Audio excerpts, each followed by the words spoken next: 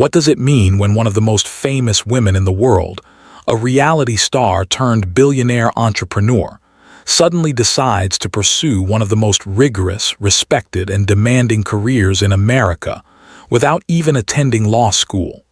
Is it arrogance, determination, or something far more surprising, a deeply personal mission born from injustice, pain, and redemption? Kim Kardashian's journey to becoming a lawyer without law school is not just a headline. It is a cultural moment, a story of a woman standing at the crossroads of celebrity and justice, of fame and responsibility, of reality television and real lives hanging in the balance. And tonight, as we step into this narrative, we will walk alongside her, through the courtrooms, through the study sessions, through the victories and setbacks, to uncover how Kim Kardashian explains her unconventional path into the world of law. She does not begin her story in the classrooms of Yale or Harvard, nor does she sit in the wood-paneled lecture halls of Stanford. Instead, Kim Kardashian begins her legal journey at her kitchen table, hunched over thick law books, flashcards spread across marble counters, her phone buzzing with texts and emails from an empire that never sleeps. It is here, where business mogul meets mother of four, that Kim takes her first steps into the ancient and demanding discipline of the law. And she does it not by following the traditional road, but by choosing a little-known path, the apprenticeship or reading the law, an option still available in only a handful of states, including California. Her explanation for choosing this path is surprisingly simple. She wanted to start immediately, and she wanted to start in California, the state where her life is centered. For Kim, waiting years to apply to law school, to juggle classes across the country, seemed unrealistic. Instead, she embraced the grueling 4-year apprenticeship program, working under licensed attorneys, studying for the baby bar, and preparing for a journey that would test her as never before. But beneath the technicalities lies the real spark: Kim Kardashian's commitment to prison reform. The nation first saw glimpses of this when Kim stood in the White House in 2018, lobbying for the release of Alice Marie Johnson, a grandmother serving life in prison for a nonviolent drug offense.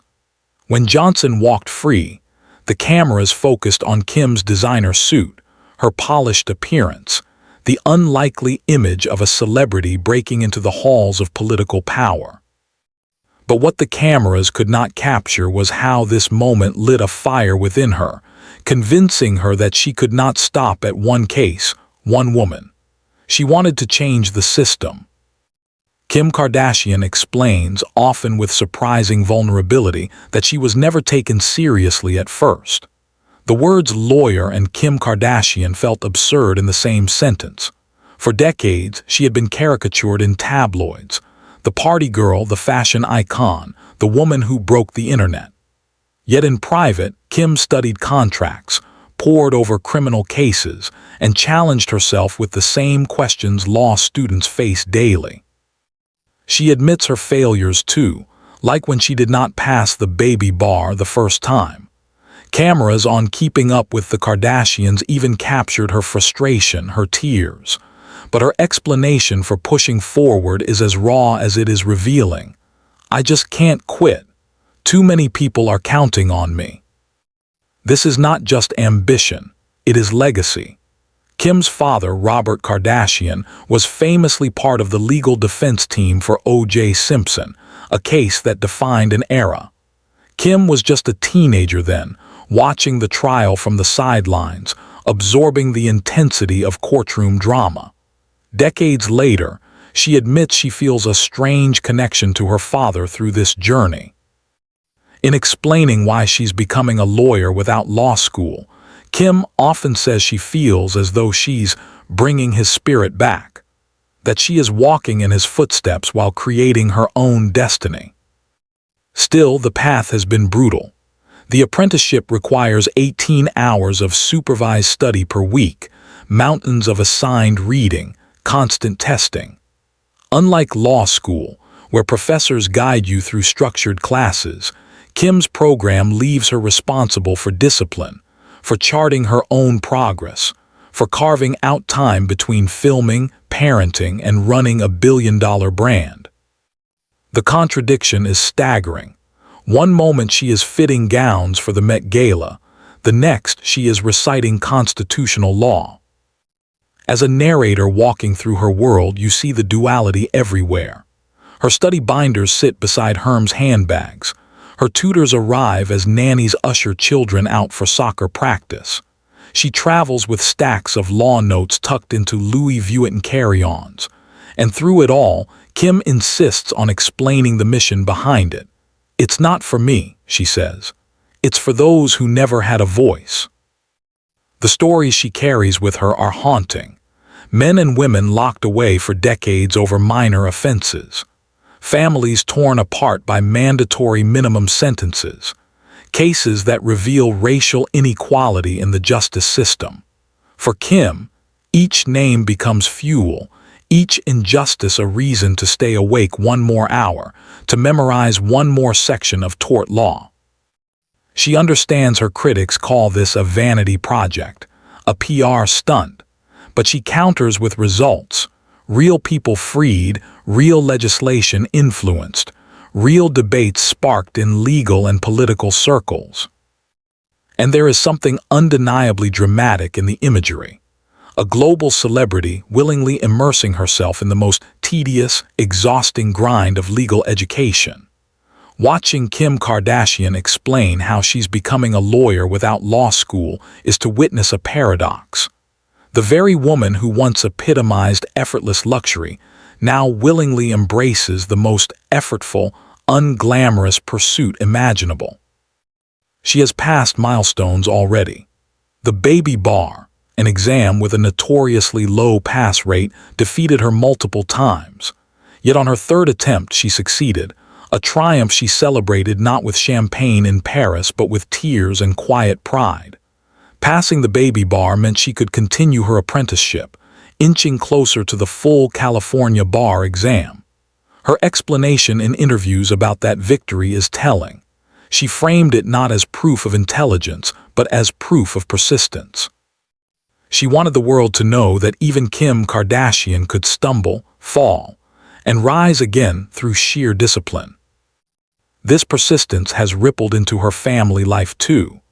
Her children now see their mother not just as a businesswoman or star, but as someone who values learning, someone who sacrifices time and energy for justice. Kim has said that one of her greatest motivations is showing her kids the importance of education, even if it takes a non-traditional form. As we move deeper into the narrative, the stakes only grow.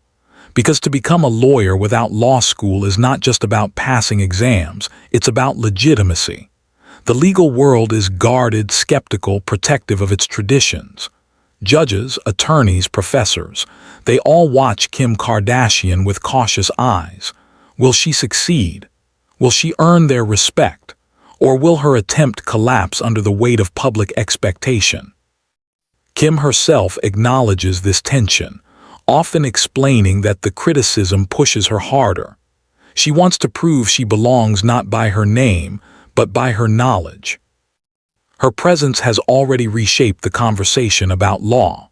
Suddenly, millions of people, fans who never once thought about the justice system, are paying attention to terms like commutation and mandatory minimums. In explaining her journey, Kim Kardashian has opened a door for others, especially young women, to imagine themselves in roles society once told them were impossible. And perhaps that is the ultimate point. Whether she succeeds or fails in passing the California bar exam, Kim Kardashian's explanation of how she's becoming a lawyer without law school forces us to rethink our assumptions. Can a celebrity redefine herself as a legal reformer? Can someone with no formal law school education stand as a credible advocate for change? Can fame be transformed into fuel for justice? The documentary ends not with a verdict but with a question, because Kim's story is still unfolding. She continues to study, to sit for exams, to push forward with cases and campaigns. In living rooms across America, people debate her motives. In prisons across the country, people know her name not as a tabloid figure, but as someone who helped bring them home. So when Kim Kardashian explains how she's becoming a lawyer without law school, she is not just telling the story of herself. She is telling the story of ambition colliding with justice, of privilege transformed into purpose, of celebrity bent toward something greater than fame. It is, at its core, a story of America itself, the land where reinvention is always possible, where even the most unlikely candidate can attempt to walk the marble steps of the law.